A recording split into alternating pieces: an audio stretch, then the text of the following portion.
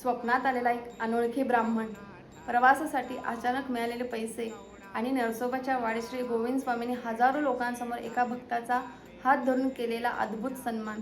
ही कथा तुमच्या श्रद्धेला नक्कीच नवीन बळ देईल. नमस्कार दत्तभक्तांनो, कथाविद श्वेतामध्ये तुमचं मनःपूर्वक स्वागत आहे.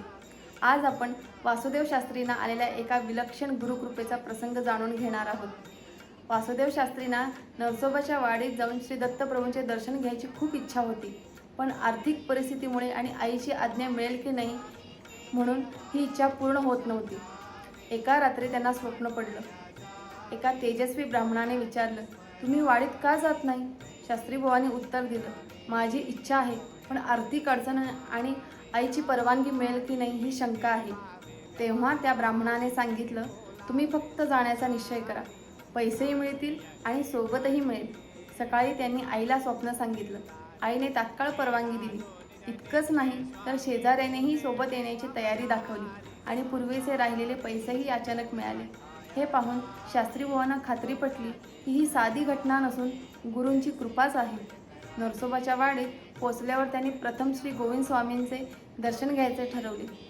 आश्चर्य म्हणजे प्रथमच भेट असूनही श्री गोविंद स्वामी प्रेमाने म्हणाले, काय शास्त्रीबुवा, इतके दिवस कुठे होता? चला वर. हे ऐकून शास्त्रीबुवा भारावून गेले. नंतर ते गुरुपादुकांच्या दर्शनासाठी गेले, पण पुजारीने त्यांना गुरुपादुकांवर पाणी घालू दिले नाही. याच वेळी श्री गोविंद स्वामी स्वतः खाली आले. त्यांनी विचारलं, शास्त्रीबुवा, पादुकांवर पाणी घातलं का? सर्व हकीकत ऐकल्यावर त्यांनी शास्त्रीबुवांचा हात धरला आणि स्वतः मंदिरात घेऊन गेले. त्यांच्या हस्ते गुरुपादुकांवर पाणी घालायला लावलं. तो क्षण शास्त्रीबुवांसाठी अविस्मरणीय ठरला. त्यांना गुरुकृपेचा प्रत्यक्ष अनुभव आला आणि उपस्थित सर्वांचा संशयही दूर झाला. यानंतर त्यांनी महिनाभर वाडीत राहून सेवा, स्नान, प्रदक्षिणा आणि साधना केली. काही दिवसांनी त्यांना पुन्हा स्वप्नात आदेश मिळाला, मिरजेतील शंकर भटजींकडून गुरुचरित्राची पोथी आणा आणि सप्ताह करा. सुरुवातीला पोथी मिळाली नाही, मात्र पुन्हा आदेश मिळाल्यावर पोथी मिळाली आणि त्यांनी गुरुचरित्र सप्ताह यशस्वीपणे पूर्ण केला. या कथेतून एक गोष्ट स्पष्ट होते, गुरूंवर पूर्ण विश्वास ठेवला तर मार्ग आपोआप तयार होतो.